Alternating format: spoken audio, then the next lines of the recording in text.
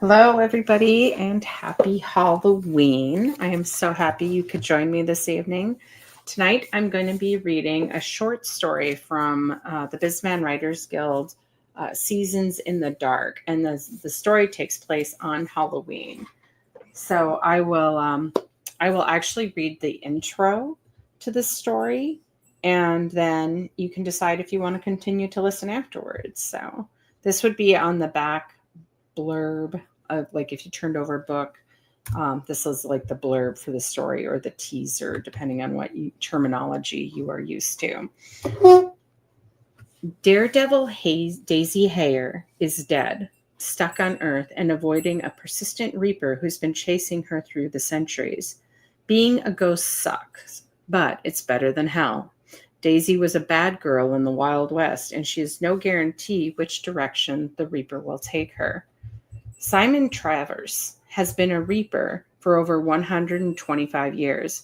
He's successfully brought every soul to heaven or hell except Daisy Hayer. She was his first and the one that got away.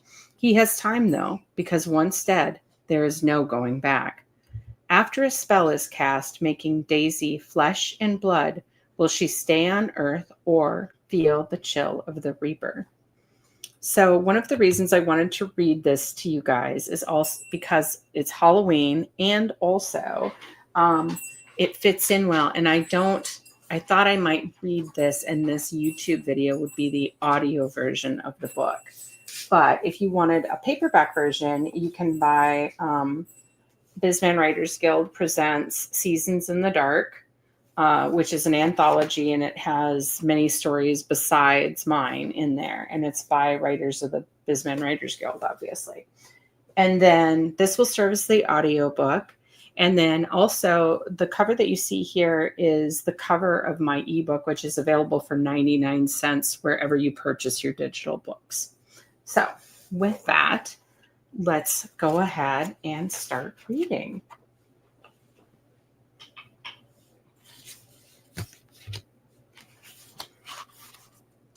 Chill of the Reaper. October 31st, Zaville, North Dakota. It was a typical Halloween. Fall leaves twirled around gravestones like leaf devils.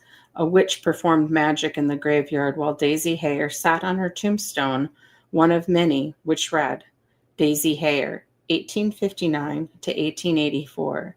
Here lies Daredevil Daisy. May she find peace in the afterlife. Some peace. She'd been forced into hiding for the last 130 years. Daisy watched as Colette Stewart performed the same spell the Stewart witches cast every year. Colette was nice enough, but she was accident-prone when it came to magic. Daisy found the Stewart coven quite by accident some 50 years ago. They were her salvation. Colette's grandmother had cast a hidden spell, shielding Daisy's soul from the Grim Reaper. Well, not grim, but a Reaper named Simon Travers who had hunted her since the day the sheriff shot her. Unfortunately, Nana Stewart died last December, and though Daisy had been at risk these past 10 months, there was more fearful on All Hallows Eve when the veil was at its thinnest. She prayed young Colette would get the spell right, but she had little faith. That should do it, Colette announced as she pushed her glasses back up the bridge of her nose. Daisy looked down at her ghostly form. I don't feel any different. In the past, when Nana performed the ritual, Daisy felt gravity ground her. Now she missed the heaviness of her soul bound to the ground. Colette shrugged. It won't take effect until after midnight and before dawn. You can stay in the manor. The wards are still in place. Daisy nodded. I think I will, just to be safe. Simon Travers felt Daisy's earthbound soul flitter in his bones. She was loose in the world, and he needed to collect her. Every Hallows Eve, the echo of her soul vibrated across his skin until it induced the most wretched headache. He would rush to her grave, only to find her soul missing from Zaville as if it had never existed, a reminder he had forgotten a precious commodity. He suspected the Stewart witches were involved. A hidden spell to hide something could be placed upon nearly everything, including a human soul. When the Stewart crone died last winter, his suspicion was confirmed by the faint hum of Daisy's soul, but it wasn't enough to cause him to abandon his post. Simon anticipated young Colette would try to recreate the spell of her grandmother this very evening, and so he drove his Lincoln to North Dakota to collect his outlaw, Daisy Hare. He pulled the car over when his headache started, wondering briefly if he should call the Big Grim and let him handle the collection. After Daisy had been earthbound for more than 12 lunar cycles, ghost status would be conferred on her. More than an escape, it created a problem. The longer a spirit was on the earthly plane, the more likely they were to cause trouble. Simon stopped in Hare Creek, Montana to grab some coffee. He was exhausted. Driving all night from Washington State, he was relieved to have avoided any storms in the area. In the old days, reapers were allowed to travel on the astral plane to collect souls, but a few mass events changed the rules. Collecting at the time of death was a slower process, but allowed for better transition. It gave the body a chance to live, if fate deemed such, for the soul to be evaluated, and possibly for the person to change. However, in his opinion, it was more likely someone like Daisy might try and escape. He stopped at a gas pump in front of Bud's Biker Bar, filled his car up, and refilled his "Give me coffee" or "Give me death" travel mug. He was so ready to check Daisy Hare off his check bucket list. Daisy woke with a kink in her neck. Weird. She stretched on the sofa. Wait, she didn't sleep or get kinks. She shot straight up, too fast, she realized when a pounding started in her head. She placed her left hand on her temple, willing it to stop. Colette! Colette came running down the basement stairs. Holy craft! You're flesh and blood. Daisy didn't bother to hide her sarcasm. Really? I hadn't noticed. What did you do? Colette looked at the beige carpet as if fascinated by the non-existent pattern. Daisy tapped her boot on the carpet. Well? The witch pinched her index finger and thumb together. I may have tweaked Nana's spell a bit. She threw her hands up. A bit? Colette crossed her arms and rolled her eyes. I just wanted you to find true love. True love? Daisy felt a great desire to go back to sleep. Yeah, I've given you 48 hours in mortal form. Colette, I haven't been mortal in 125 years. What the hell am I supposed to do in 2 days? She was anxious to return to her former self.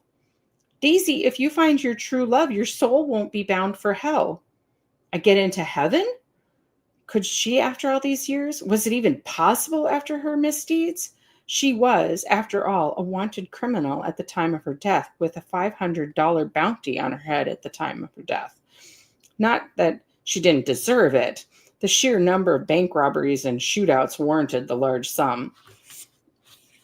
I'm not 100% certain, but if my research clearly indicated a soul could not go to hell if it felt love.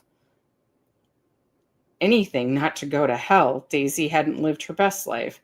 She hadn't been an independent woman of the West.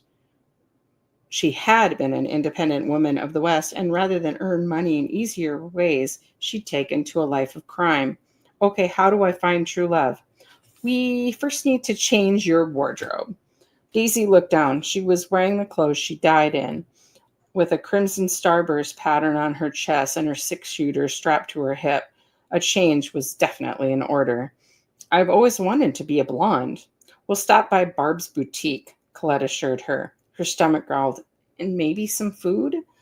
They spent the remainder of the afternoon changing Daisy's appearance. She went from brunette to blonde, and even Barb, the salon owner, agreed the new color complemented Daisy's skin tone and eye color.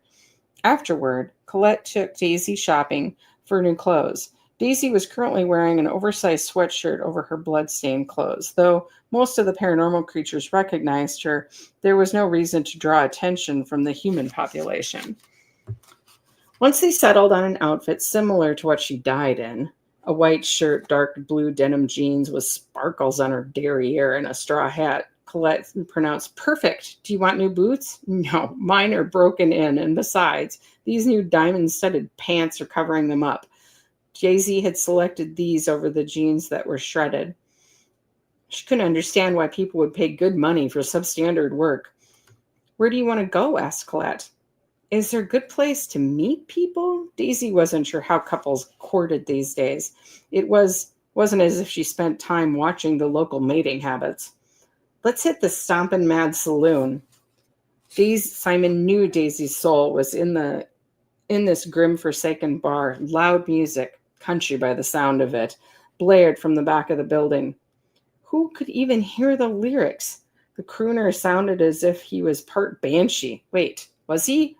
Simon scrutinized the stage. No, he seemed human enough. However, not everyone in the establishment was human. It seemed as if every state had a few towns where the paranormals outnumbered humans, and Zaville was just that. Simon navigated past the patrons to the back of the bar. He didn't see any ghosts, but she was here. He knew it. He cast his eyes over an array of patrons, specifically the females. A redhead was dancing on the floor with a blonde in a straw cowboy hat. He looked again past the service. There was Daisy's soul, pounding like a beacon, hiding in a very live human. He mentally hissed, shame on her. She was now his, dead to rights. Simon approached the blonde, grabbed her arm, and started dragging her off. The woman protested, "Let go of me," and pulled back, digging her boots into the ground. He was focused on collecting his bounty that he ran right into a large muscle of a man.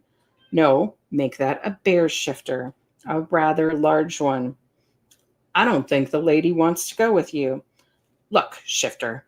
Simon didn't have time for this because the longer Daisy possessed the living, the harder it would be on both her and the poor blonde.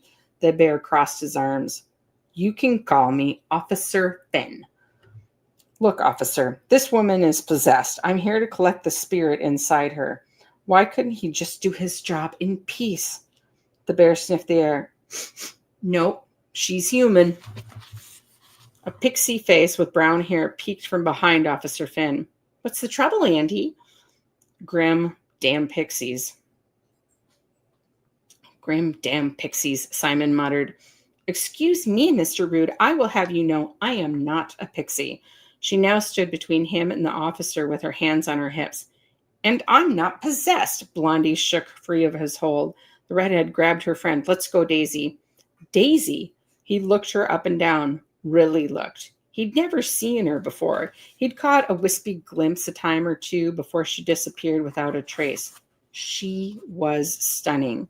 Blonde hair, blue eyes, notable assets with a slim waist flaring into rounded hips. Hell, how did this happen? Daisy was ready to answer him when Colette stepped in front of her. None of your business, Reaper.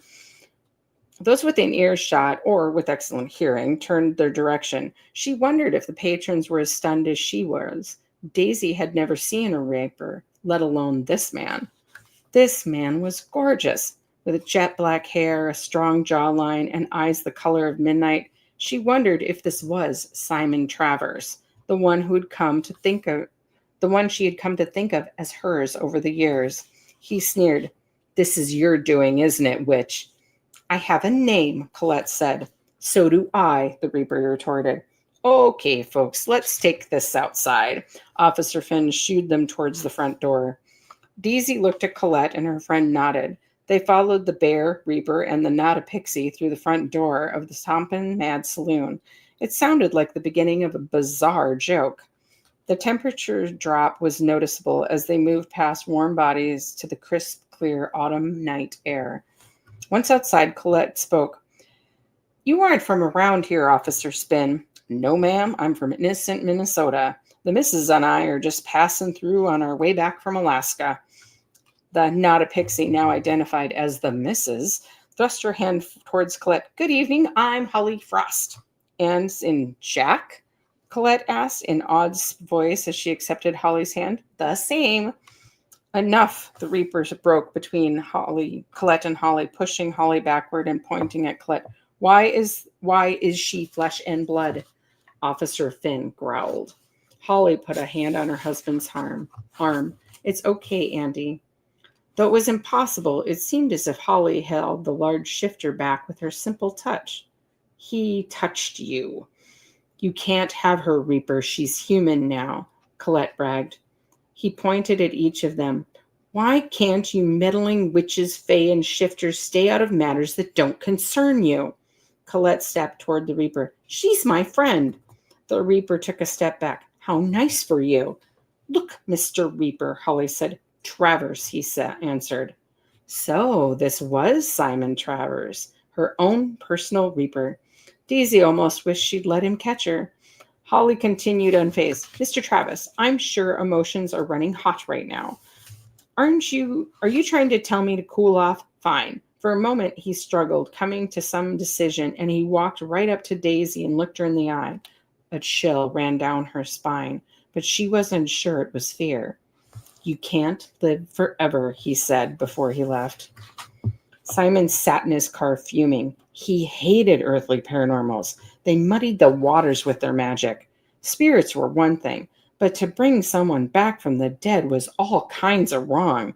It was never done, and when it was, there were dire consequences. It marked the soul, and despite Daisy not knowing her final resting destination, she was heaven-bound. But now, who knew where she would land? If she was lucky, limbo. Maybe if he collected her so quickly he could transfer her before Grimm became aware. He pounded the steering wheel with his palms of his hands. Damn it! He needed help. He could only think of one person to call, a warlock powerful enough to break the witch's spell. He summoned Marcus Everhart with the snap of his fingers. The warlock appeared next to him in a red bathrobe. Really, Simon? I need help. Marcus ignored him and looked around outside the car. Did you bring me to Zaville? I cannot be here. If the Stewart Coven finds out, there is no coven, just one witch.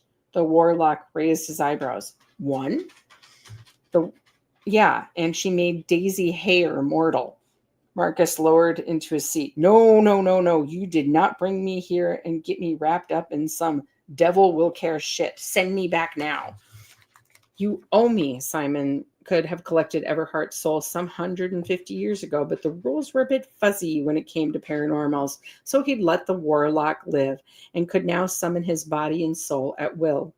No, I paid you back when I made it so only you could see Miss Hare's soul. Now send me home. The warlock wrinkled his brow and pressed his lips flat.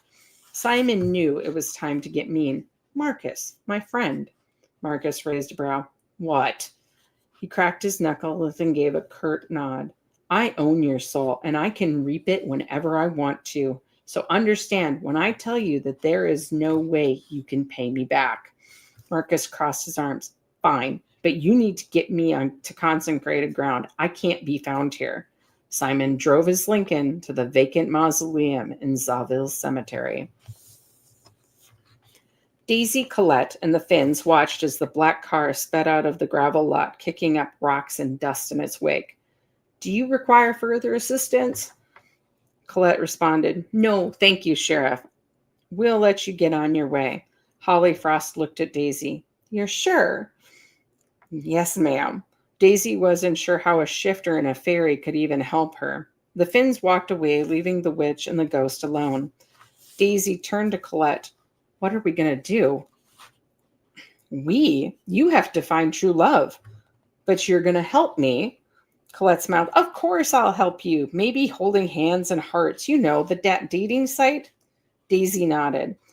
There wasn't much else to do, but 2 hours later, as she sat in Colette's apartment, she swept no on nearly 100 prospects. Colette shook her head, lips pinched. What's wrong? These are perfectly good candidates. I know, but they're not. The Reaper? How had Colette guessed? Daisy nodded. A blush crept over her cheeks. Daisy didn't want to voice her attraction. It seemed wrong to feel for someone who only wanted her soul. Colette frowned. I'm not sure the Reaper can help you. I know. She felt all kinds of idiot. But let's see what we can find out about him. I don't suppose you know his full name. Simon Travers. Daisy answered. She watched as Colette took the phone from her and began to type. I don't think he's on the I don't think he's on the Into the Cobwebs, Daisy said. Colette shook her head before correcting her. Internet. And I'm not looking for him there. I'm sending an email to the Prairie Owl Coven. I'm sure the Reaper is in a grimoire somewhere. Within the hour, the Coven replied Simon Travers had indeed been on Earth collecting souls since 1884, the year of Daisy's death. Colette tapped her phone. He may have been a fresh reaper, and that was why he couldn't collect your soul. Oh, she couldn't help but wonder how Simon became a reaper. Colette nodded. Yeah, I've heard new reapers can miss souls. Anything about him since before he was a reaper? Daisy couldn't help herself from pondering about Simon Travers. Colette's brow wrinkled. You can't seriously be thinking of courting death. A part of Daisy didn't care. She died before she found love, and since then, she'd lived a long afterlife with nothing to show for it. What if he fell in love with me? Colette's face lit up. Maybe he wouldn't reap you. Sure, that sounded plausible as anything. She wasn't afraid of him. She was among the living now, and he could only collect the dead. Colette stood, pushed her up her sweater sleeves, and strode towards her bookshelves. We need a love spell. Daisy watched as the young witch pulled tomes off the shelves, leafing quickly through the pages before tossing them on the floor.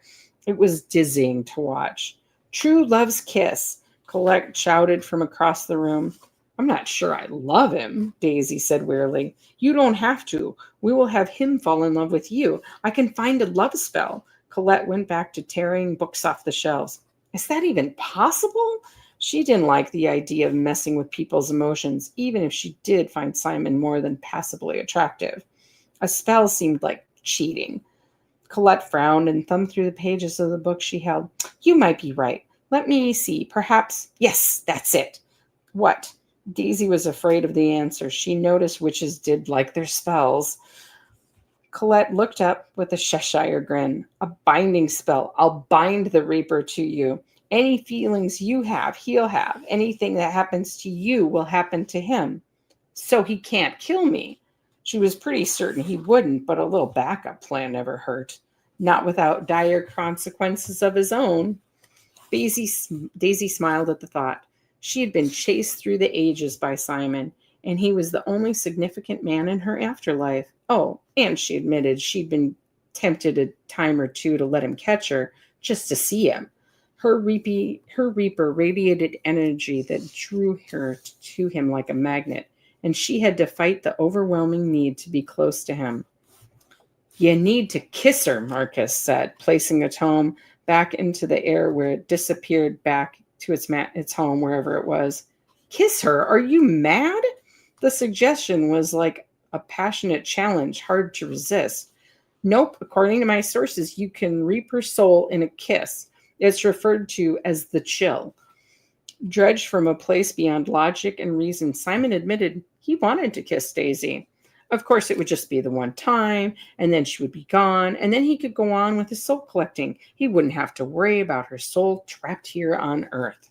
How often had he followed her, only to miss her by mere seconds? Something intense flared each time he'd gotten close, as if he was entranced by a deeper thread between them. What do I need to do? Well, first, we need to spiff you up. Simon raised an eyebrow. She won't kiss you if she doesn't like you. Simon looked down at his black wool suit. There's nothing wrong with this. Nothing if you're attending a funeral. I usually do. Though not common practice, he thought the least he could do is pay his respects to the deceased he raped. Well, let's get you fixed up anyway. Daisy spotted Simon right away. He looked different from earlier. He wore a white shirt and black denim with black boots, and his hair was cut short. Too bad.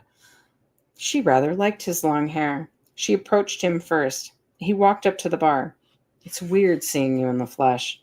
He turned to face her. I thought the same thing when I saw you earlier. It was different from the past, after the time in 72 when you nearly caught me outside the mausoleum. That particular chase had been exhilarating and fell into her top 5 most infamous Simon chases. Simon smiled at her. Yeah, I thought maybe you had brown hair. Daisy was strangely flattered by his notice. I did. I got it colored yesterday. Trying to hide from me, he asked. She was uncomfortable with the fact that it was part true. Well, maybe a little. I have to admit that until today I was terrified of you. Why the change? Have you seen you? You're very good looking. Simon said nothing. She broke their awkward silence. You should know. I don't plan on dying anytime soon. Glad to hear it, but you've messed with the natural order of things. Don't you blame me? I was an outlaw. I couldn't take the risk. You weren't hellbound. What? Didn't you hear me? I was Daredevil Daisy, the most wanted woman in the West. He looked her up and down. I can see why. His flattery threw her off. Thank you? Look, do you want to sit in a booth and talk? He asked. She nodded. They found a quiet corner in the bar and slid into opposite sides of the booth. A server came over and asked if they wanted to order. Yes. When she noticed Simon's strange look, she said, "Food is my new favorite thing. Have you ever had French toast?" He simply nodded. Food was definitely an improvement over time. So, how do you know my afterlife status? She asked after the server left with their orders. I know when all my listed souls go. How does a wanted criminal end up not going to hell? Daisy wondered briefly if he was baiting her with a lie. He remained silent as the waitress delivered their drinks. You never killed anyone. He shook his head. No, you didn't. Trust me. They keep meticulous records on these things. Her mind burned with the memory of shootouts and bullets flying, and she hadn't killed a single living soul. She remained on Earth, but for no good reason except to fight her fate. It made her feel small. I'm sorry. Heaviness sat low in Simon's chest. It seemed as if the game they had played for so long suddenly had a new set of rules he didn't understand. Why? I thought I was avoiding the hangman's noose. Well, no, what I thought was infinitely worse. Simon didn't sugarcoat it. It is infinitely worse. Simon knew there was a difference between hell and purgatory, but didn't feel the need to share the semantics with her. Luckily, their food arrived, so he wasn't required to speak. He suddenly lost his appetite, and so had she, judging by the way she pushed her food around her plate without eating. Would you like to dance? He asked. Daisy was a fool. Here she had gone and fallen for a damn reaper. She didn't dare call it love. It was too soon for that emotion to tangle up her heart. Although she'd known Simon for over 100 years, or rather, the shadow of the man who'd followed her through time. But this felt real. It seemed wrong to give in to this attraction she felt toward a reaper of all things. Now, here they were, dancing a type of Tennessee waltz. Neither one of them knew the current dances. Their hands locked together. Her right hand restlessly stroked his shoulder. When Simon's left hand trailed down her spine, the sensation was almost unbearable. He explored the hollows of her back before placing it on her waist and drawing her form to his. His dark gaze was bold, and her heart turned over in her chest. His lips drew her eyes, and she wondered if he would kiss her. It was required for the binding spell that Collect cast earlier, but she no longer cared. She simply wondered what kind of kiss he would give. Hungry and exploring, or tender and sweet. She wanted to discover, and so licked her lips in anticipation. Simon's eye caught her subtle movement, and he was tempted to give in to the kiss because he wanted to feel her lips beneath his own. However, another part of him very much wanted her to live. He wanted to explore this connection building over the past century. It wasn't new. Simon realized these feelings between them had always been below the surface and simply magnified once they were both on the same plane. He was unable to resist her pull, and so surrendered to it and bent his head to capture her lips. A vaguely sensuous light passed between them. Daisy stepped back and touched her trembling lips with her finger. What did you do?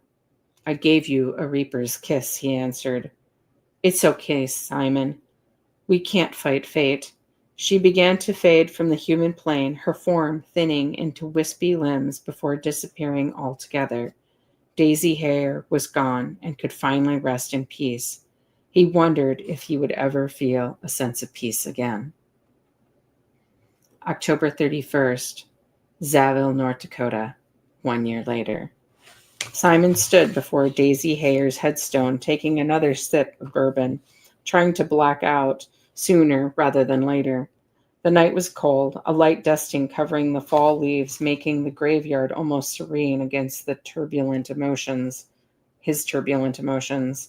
The past year had been filled with sleepless nights, and when he did sleep, all he could remember was kissing her. He didn't know who he'd loved her until she was gone. The worst part was he had no idea if she was heaven sent or hell bound. He would never know. He should hang up his scythe, but it was one of the few things he did efficiently. Granted, he had taken to collecting downright evil souls, but he could no longer collect innocents.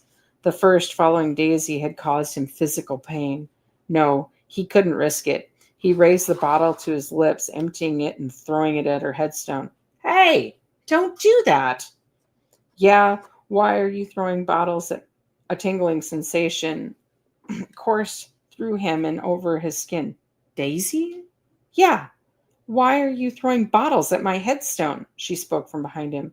I miss you. He turned and walked towards her. She backed up, fading once again into the darkness. You're drunk. Did Colette cast another spell? Is this a 24-hour thing? He didn't care. If she walked the earth for 24 hours every year, eternity would be bearable. He'd return to Zaville until the end of time. No, I'm a newly minted reaper, she replied, coming close to him. A reaper? That's impossible. Reapers were born out of confusion, a person who had straddled both good and bad. He had done this to her. He'd forced her to suffer a year in hell just so he could reap her soul. I am so sorry. This isn't your fault, she said. He gave her a doubtful look. No, it seems that if a witch casts a binding spell to a reaper, it creates some havoc with the powers that be. She pointed to the starlit sky. He smiled. I imagine it does. Yeah, so I guess I need a trainer. And you picked me? He was flattered she'd forgiven him for his mistake. Well, I am bound to you after all. Daisy, I hate to break this to you, but that spell should have worn off after you died. She shrugged. It probably would have if we hadn't experienced true love's kiss at the same time. My understanding is true love outweighed the spell upon my judgment. So you didn't spend a year in hell? She shook her head. I did not. Relief washed over him. Simon could hold back no longer. He gathered her into his arms and kissed her. Her arms wound around his neck, and she pulled him closer. He lifted his head. I love you, Daisy Hayer. She answered. I'm aware. True love's kiss and all, she replied. And that is Chill of the Reaper by me, Tina Holland. I hope you guys enjoyed this. I hope you have a happy Halloween. And if you want to pick this up in paperback form, it's available on Amazon. Bizman Writers Guild presents Seasons in the Dark. Or if you would like the ebook version of just this book, you can buy it wherever you buy your digital books for 99 cents. That's all. I'll see you guys on November 14th for First Friday lunch because I'm going to be at Reader Nation in Las Vegas next week. Have a happy Halloween.